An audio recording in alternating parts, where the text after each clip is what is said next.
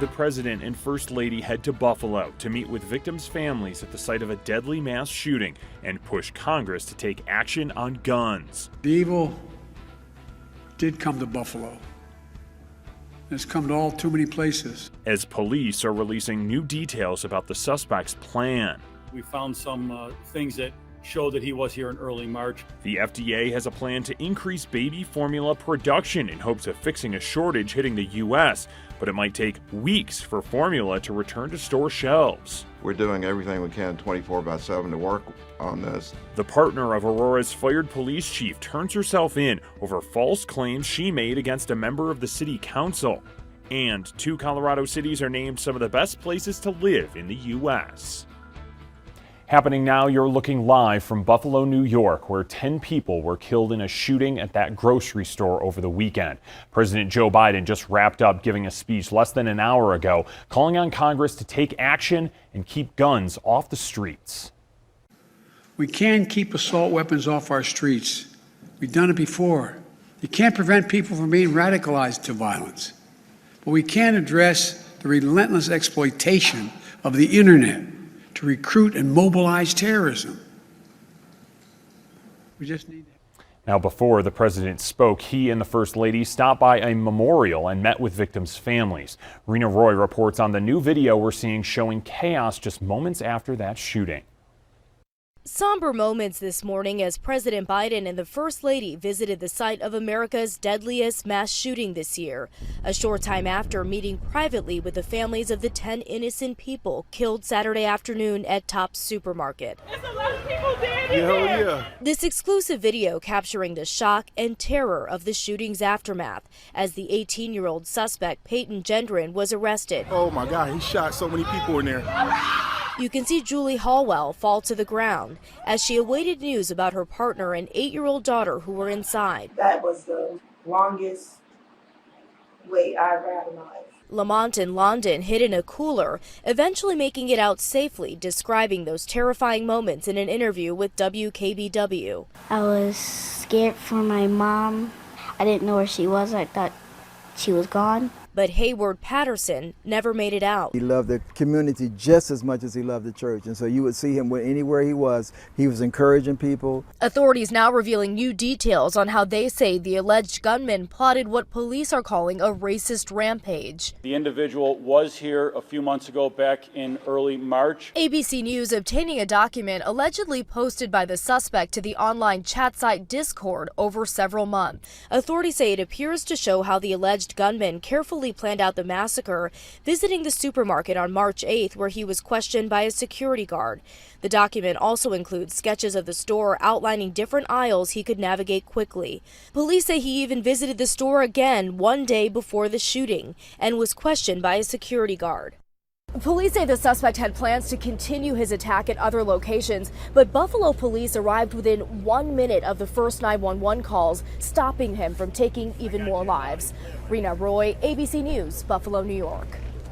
Now here at home, the Greater Metro Denver Ministerial Alliance will hold a vigil this afternoon for those shooting victims. It starts at 2 on the steps of the state capitol.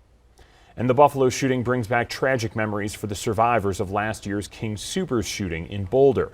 Chelsea Krisaki was working at the store when a gunman opened fire, killing 10 people last March. She says this past year has been extremely difficult. She remembers details of her terrifying escape, and she now says she's scared to go out in public places. She knows survivors in Buffalo will face a long journey ahead.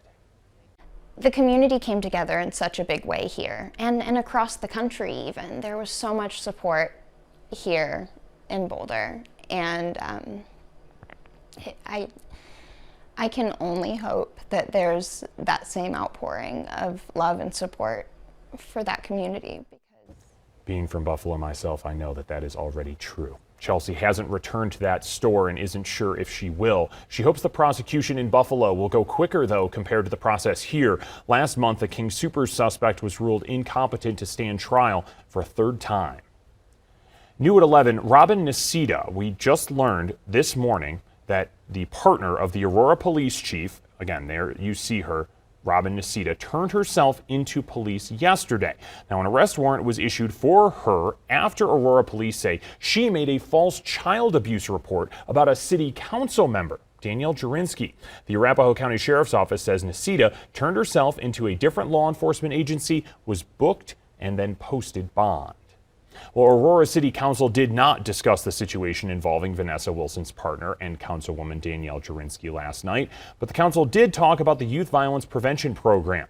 They want to see more done on the intervention side of things instead of focusing on just prevention. Parts of a program on gang reduction are being brought back. The council will vote on that plan next Monday. The city council will also vote next week on pallet homes for the city's homeless population.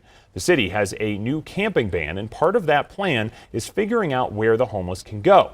The idea is to put more of these pallet homes at 2 locations rather than paying to turn the Aurora Day Resource Center into a 24/7 shelter.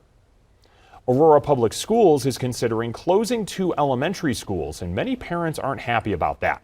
Parents and teachers at Sable and Pariso elementary schools rallied this weekend against those potential closures. The district says it's considering closing the schools because of low enrollment.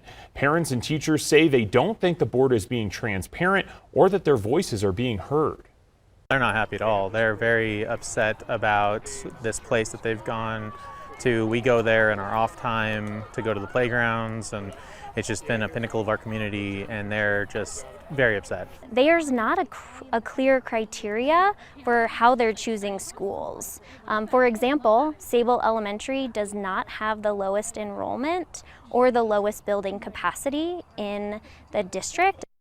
Now, the district superintendent tells us the district started looking at enrollment trends in 2017. A recommendation to close the schools was brought up a few months ago. Paris and Sable are both in what we've identified as Region 1, and in that area we have 7 traditional elementary schools, and we have significantly fewer students than we have places for those students, which means we are really underutilizing those buildings and spending a significant amount of money on half-empty buildings that we should be using to provide services to kids. Now, it's unclear if the board will make a decision about closing the schools tonight. If the board does close them, it could happen as early as next May. Well, Denver Public Schools is hiring. It's having a diversity hiring event from 4:30 to 6:30 tonight at George Washington High School. People will hear from officials about the district's vision, and they'll have a chance to meet with other school leaders. Younger children are one step closer to getting COVID-19 booster shots. The FDA authorized Pfizer's boosters for kids 5 to 11. Pfizer's vaccine is the only COVID shot available for kids of any age. Now the CDC needs to approve it. The agency will meet to talk about boosters on Thursday. There's some good news for parents out there. The FDA is working on a plan to reopen a baby formula plant that was shut down due to contamination. Ike Ajachi reports on the new guidelines in place to increase the formula supply. Today, a positive sign for families struggling to find vital baby formula for their newborns.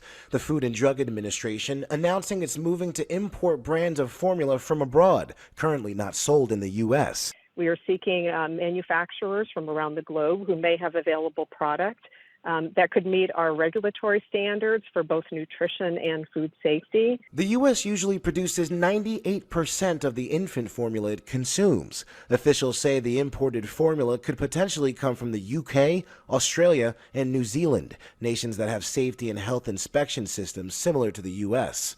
This as moms and dads of infant children across the country are desperate to find formula to feed their kids. If this doesn't get remedied quick, we are going to see babies starve. As for domestic production, the FDA reaching an agreement with Abbott Nutrition, the nation's largest formula maker, to restart production at its largest factory in Sturgis, Michigan.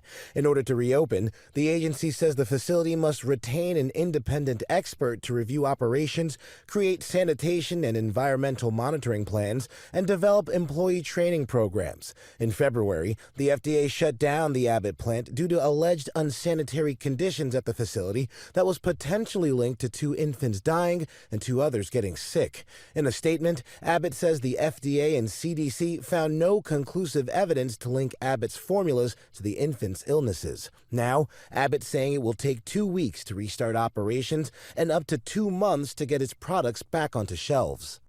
The FDA did not specify which brands it'll be importing from overseas, but they're assuring the public that any product hitting store shelves would have gone through rigorous security checks. Ike Ajachi, ABC News, Washington.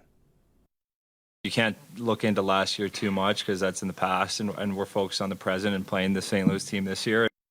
That's Devin Taves talking about the Avs' upcoming series with the St. Louis Blues. The two teams meet tonight for Game 1 in the second round of the Stanley Cup playoffs. The Avs swept the Blues in the first round last year. Both teams will be well rested, though. It's been 8 days since the Avs played a game, 5 for St. Louis. We'll have live reports from Ball Arena starting at 4 o'clock tonight. Puck drop is at 7:30. 2 Colorado cities are among the best places to live in the U.S. The list from U.S. News and World Reports puts Colorado Springs and Boulder in the top 5. Huntsville, Alabama took the top spot, which was where Boulder was last year. The second best place is Colorado Springs, followed by Green Bay, Wisconsin, Boulder, and San Jose, California. Now, Denver and Fort Collins dropped this year. Denver went from 14th down to 55th, and Fort Collins from 17th down to 54th. U.S. News and World Report cited the high cost of living and air quality as to why those cities dropped. Well, we'll get an update from forest officials on one of Colorado's most beautiful places tomorrow. The original trail to Hanging Lake has been closed since last summer because of wildfire and mudslide damage. Officials are working on a temporary trail which could open this summer. Well, coming up, the U.S. military tests a new missile to keep up with China and Russia. Plus, new homeowners are reaching out to Denver 7 demanding answers about why red tape is preventing them from getting their dream homes.